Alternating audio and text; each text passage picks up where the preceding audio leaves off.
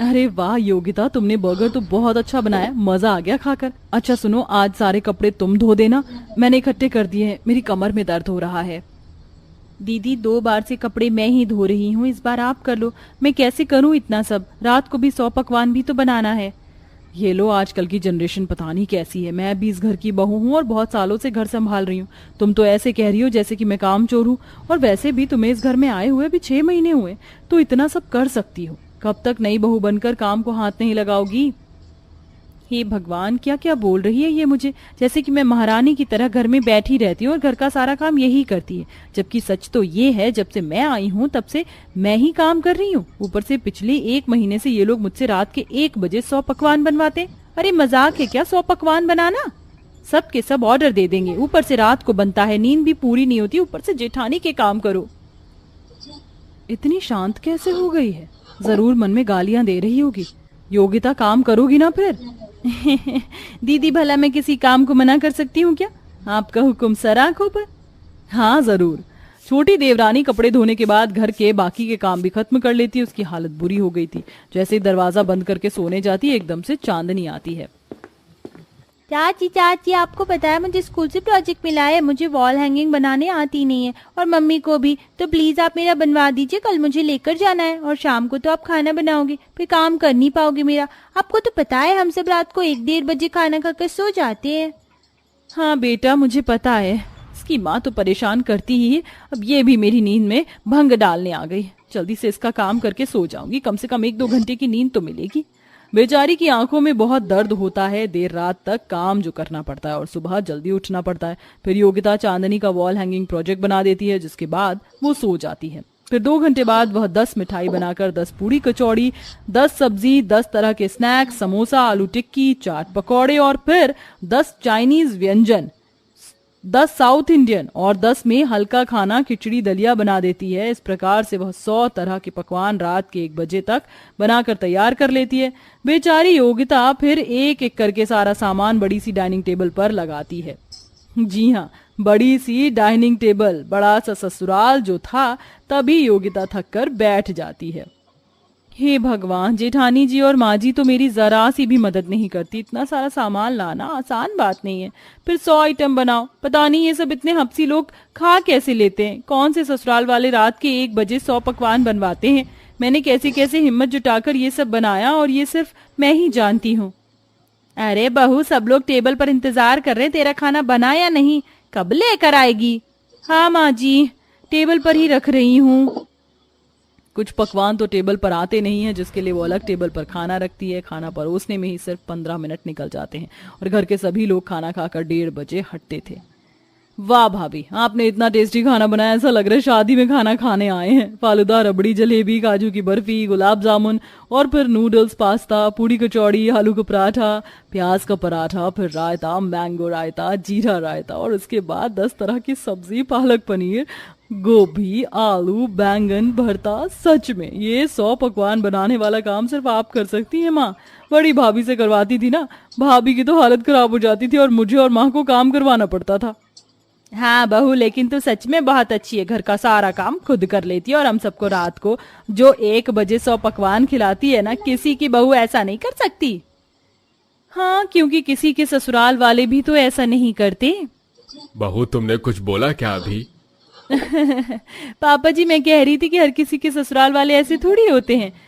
तो बहू भी तो खास लोगों को मिलेगी ना, जैसे कि आप सब लोग खास हैं। चलिए बताइए आप क्या खाएंगे, मैं आपको और परोस देती हूँ।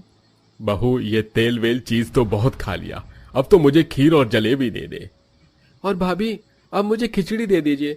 ये सब खाना तो खा लिया, खिचड़ी भी खा लो, कहीं पेट खराब ना हो जाए। पहले 99 तरीके का सारा चटपटा तेल वाला खाना भर लो, उसके बाद एक खिचड़ी खाकर अपना पेट सुधारो। वाह, मेरे ससुराल वालों का दिमाग अलग ही लेवल का है। पता नहीं कहाँ आकर फंस गई। अरे योगिता, मुझे दही भल्ला, फ्रूट चाट, बैगन का भरता, बिरयानी, एक कचौरी और बस सलाद दे दो। लीजिए ना ऋषभ जी। तभी सास और जेठानी एक साथ खाना खाकर डकार मारते हैं। वह मजा आ गया। तुम इतना अच्छा खाना बनाती हो ना योगिता, मन करता है तुम्हारे हाथ चूम लूं, सच में। अब मुझे बहुत नींद आ रही है। चांदी बेटा, चल तू भी जल्दी सोने चल। बस मम्मी, ये पकवान तो खाने दो। हाँ ठीक है बहू, तूने तो मेरा दिल खुश कर दिया। ये ले 100 रुपए। माँ जी इसकी क्या जरूरत है, इतने समय से बना रही हूँ, आपने तो पहली रसोई में भी मुझे शगुन नहीं दिया, तो फिर आज क्यों? बस बहू मेरा मन किया तो दे दिया, इतनी मेहनत करती है उसके लिए 100 रुपए तो बनते हैं। हे भगवान, काश मैं अपना सर दीवार में मार सकती, या इन लोगों के खाने में कुछ ऐसा डाल देती जिसके बाद ये मुझसे 100 पकवान बनवाने लायक ही नहीं बचते। पता नहीं इतनी बड़ी रकम क्यों दे रही है, ये 100 रुपए का नोट मुझसे नहीं संभलने वाला इतनी मेहनत करके। अरे बहू तू किस सोच में पड़ गई, सब लोगों ने खाना खा लिया, जल्दी से बर्तन साफ कर और सो जा। हाँ माँ जी, रात के 2 बज रहे थे, घर के सभी लोग सोने चले जाते और बेचारी योगिता रात के 1 बजे डिनर में 100 पकवान खिलाकर सबके जूठे बर्तन घिस रही होती है और फिर सोने जाती है। सारे दिन का जब काम खत्म करके रात के 2:30 बजे सोने लगती हूँ तो पूरा बदन दर्द करता और सुबह उठने में जो मौत आती है उसका कोई हिसाब भी नहीं। फिर माँ जी अपनी प्यारी आवाज के साथ आएंगी, बहू योगिता, बहू रानी, आज तू खाने में ये बना देना। ऐसे ही वक्त गुजरता है। बेचारी योगिता दिन में तो घर का सारा काम करती और कामचोर जेठानी उसका एक काम में हाथ नहीं बटाती थी। उसके बाद रात के 1 बजे का डिनर तैयार करने के लिए उसे 100 तरह के पकवान बनाना शाम के 6 बजे से ही शुरू करना पड़ता था। अब उसकी नींद पूरी नहीं होती, डिप्रेशन में जाने लगती है, नींद की कमी होती है और आंखों में दर्द रहता है। आज ये भी ससुराल था जो 100 पकवान खाने के चक्कर में रात के 1 बजे डिनर करता था और ऐसे ही एक शाम सास बहू लिस्ट लेकर आती हैं। बहू ये रही आज के 100 पकवान की लिस्ट। आज तू साउथ इंडियन पंजाबी जैसे कि छोले भटूरे और समोसा कचौड़ी, ये सब तो स्नैक्स में 10 चीजें आ जानी चाहिए। बाकी वो सब जो तू रोज बनाती है, इतना भारी खाने के बाद खिचड़ी दलिया भी बना लेना और फ्रूट चाट, सलाद, और हाँ चांदनी को ब्रेड पकौड़े और चाउमीन खानी है तो स्नैक्स में वो भी रखना। हाँ, और मीठे में कलाकंद हलवा और बाकी तुम्हारी जो मर्जी वो बना लेना। अपने मन का भी बना लिया करो और 100 पकवान नए बनाना आज थोड़े। हाँ बहू। माँ जी मेरी हालत ठीक नहीं है, आज 100 पकवान में से 50 पकवान ही बनवा लीजिए या फिर जेठानी जी से मेरी मदद करवा दीजिए। मैं अकेले ये सब कैसे करूंगी, अब मुझसे नहीं होता माँ जी, मेरी नींद भी पूरी नहीं होती, सुबह जल्दी उठना पड़ता है, रात को लेट सोती हूँ। अरे तो क्या हो गया, बहू के साथ हर घर में यही होता है, सुबह जल्दी उठती है और रात को लेट सोती है, और तुम दोपहर में भी तो सोती हो ना अपनी नींद पूरी करने के। हम में से तुम्हें कोई टोकता है? हाँ बहू, ममता बहू सही कह रही है, इतना आराम तो तुम्हें मिल जाता है, उसके बाद 100 पकवान बनाना आसान है तुम्हारे लिए। अब फटाफट बना लो, बहाने मत करो, ये हमारे परिवार का एक नियम सा हो गया। अब 4-5 सब्जी और 10-20 पकवान में हमारा कुछ नहीं होगा, हम चलते हैं, तू खाना बना। सास बहू दोनों चली जाती हैं और बेचारी योगिता कभी आटा लगाती, कभी 10 तरह की सब्जी काटती, जिसमें उसका हाथ कट जाता है क्योंकि नींद न पूरी होने की वजह से आंखें झपक रही थी। हे भगवान, मुझे नहीं लगता मैं 1 घंटा भी खड़ा हो सकती हूँ, पर करना ही पड़ेगा। सर दर्द भी हो रहा है, नींद पूरी नहीं होती। एक तो इन लोगों को क्या पता शरीर में कितनी तकलीफ हो रही है। मेरा पति भी ऐसा है कि पूरे खानदान की तरह चटोरा है, 100 पकवान खाकर ही उसको नींद आएगी, किसी को मेरी फिक्र नहीं है। जताते तो ऐसे जैसे मेरे और जेठानी के आने से पहले 100 पकवान खाकर ही रहते थे, सब बहू के आने से ड्रामा शुरू हो जाते हैं ससुराल वालों के, वैसे ही हाथ कट गया। योगिता 4 घंटे में रात के 1 बजे तक 100 पकवान तैयार करती है। एक एक करके सभी पकवान को वह टेबल पर रखती है और गरम गरम आलू की सब्जी ले जा रही थी कि उसका तेल थोड़ा जमीन पर छलक जाता है और इस पर फिसलकर योगिता जल भी जाती है और चोट लग जाती है। मम्मी, ऋषभ मुझे बहुत जल रहा है हाथों में।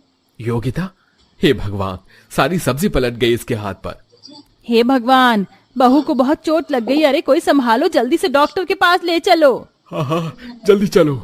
घर के सारे लोग बहू को अस्पताल ले जाते हैं, जहां अपना ट्रीटमेंट करवाते, साथ ही डॉक्टर के पूछने पर योगिता सब कुछ उसे बता देती है। यह सुनकर वो भी हैरान हो जाता है। प्लीज डॉक्टर साहब मेरी मदद कीजिए। तुम्हारी फैमिली तो बड़ी बेकार है, ऐसा कौन करता है, दाद देनी पड़ेगी तुम्हारी। पर चिंता मत करो, आज के बाद तुम्हारे ससुराल वाले तुमसे 100 पकवान बिल्कुल नहीं बनवाएंगे। डॉक्टर साहब, अब मेरी पत्नी कैसी है? आपके वाइफ का हाथ काफी जल गया है और गिरने से उसी जगह हड्डी में गुम चोट हुई है। अब तो वो 2-4 महीने तक काम नहीं कर सकती, उन्हें आराम की बहुत जरूरत है। और इन्होंने जो बताया ये सुनकर मुझे लगता है कि पुलिस केस करना सही है।